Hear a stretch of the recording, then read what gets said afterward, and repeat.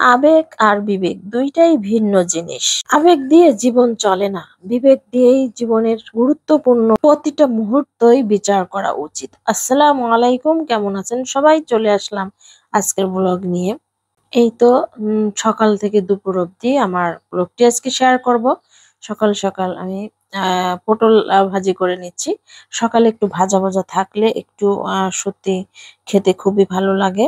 অনেক সময় ভাত রুটি যে খাবারই থাকুক না কেন, গরম গরম ভাত যদি খাওয়া হয় সেক্ষেত্রে একটু পটল ভাজি অথবা যে কোনো ভাজি হলে আর কিছুই লাগে না।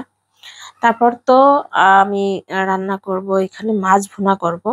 আর মাছ ভুনার জন্য আমি মশলা বেটে নিয়েছি, জিরা বেটে নিয়েছি। আর মাছগুলো আগে থেকেই ভাজি করে নেওয়া ছিল। তারপর মশলাগুলো একটু সুন্দর করে কষিয়ে একটু মাখা মাখা ভাবে আমি নামিয়ে নেব। আর মাছগুলো এক এক করে সুন্দর করে বিছিয়ে দিচ্ছি।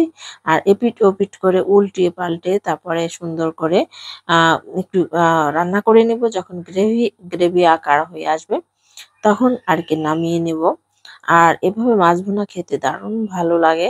আর ঝোল রান্না থেকে মাছ ভুনা আমার কাছে একটু বেশি ভালো লাগে। আর এর মাঝে যদি টমেটো দেওয়া হতো তাহলে আরো বেশি মজার হতো। টমেটোর সাথে ধনিয়া পাতা তো হলে আরো বেশি মজার রেসিপি করা হতো। তারপর তো ফাইনালি আমার মাছ ভুনাটাও হয়ে গিয়েছে। আর অন্যদিকে আমি হচ্ছে চিংড়ি মাছ ভুনা করব। আর আজকের রান্নাগুলো ভুনা ভাজা এই টাইপেরই করা হচ্ছে। তারপর হ্যাঁ, চিংড়িগুলো একটু পেঁয়াজ ভেজে তার উপর নাড়াচাড়া করে সুন্দর করে ভেজে নিব। চিংড়ি মাছ পেঁয়াজের সাথে ভেজে নিলে চিংড়ি মাছের যে তেলটা বেরিয়ে আসে এবং মাছটাও খুব স্বাদের হয়। চিংড়ি মাছ ভাজি করার থেকে এভাবে পেঁয়াজের সাথে যদি ভেজে নেওয়া হয় তাহলে একটু মশলা আকার করে নিলে মশলাটা খেতেই ভালো লাগবে মাছ থেকে।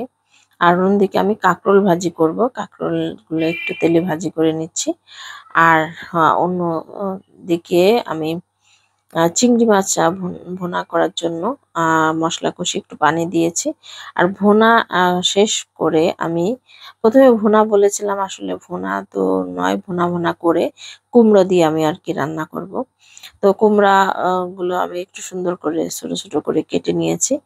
আর এই কুমড়ার সঙ্গে মাছগুলো মিশিয়ে দেব। আর মশলা তো আগে থেকেই বেটে নেওয়া আছে।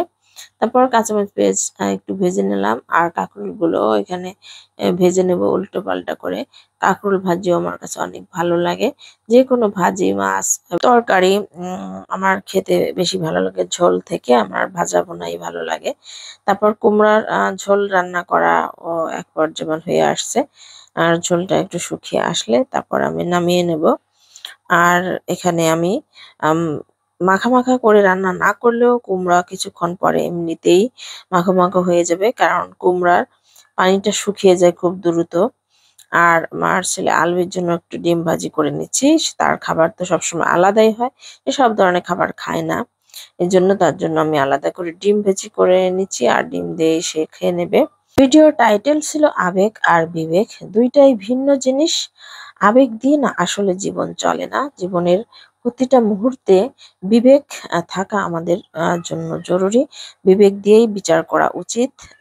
আবেগ আর বিবেক দুইটাই ভিন্ন জিনিসের জন্য বলেছি। আবেগ বেশিরভাগ ক্ষেত্রেই ক্ষতিকর। আর বিবেক মানুষকে ভালো মন্দ বাছাই করতে শেখায়। কিন্তু দুঃখজনক হলেও সত্য যে আমরা সবাই আবেগের কাছে বিবেককে হারাই, কিন্তু বিবেকের কাছে আবেগ হারাই না। আমি সবসময় মনে করি আবেগ থেকে বিবেকটাই বেশি জরুরি। বিবেকের স্থানটা একটু অন্যভাবে উচ্চ স্থানে রাখা উচিত। সবাইকে অনেক ধন্যবাদ আমার পুরো ভিডিও দেখার জন্য। আজ তাহলে ভিডিওর মাঝ থেকে বিদায় নিয়ে নিচ্ছি। ভালো থাকবেন সবাই, আবারও চলে আসবো অন্য কোনো ব্লগ নিয়ে। সে পর্যন্ত আপনারা সবাই ভালো থাকবেন, সুস্থ থাকবেন। সবাইকে আল্লাহ হাফেজ, আসসালামু আলাইকুম।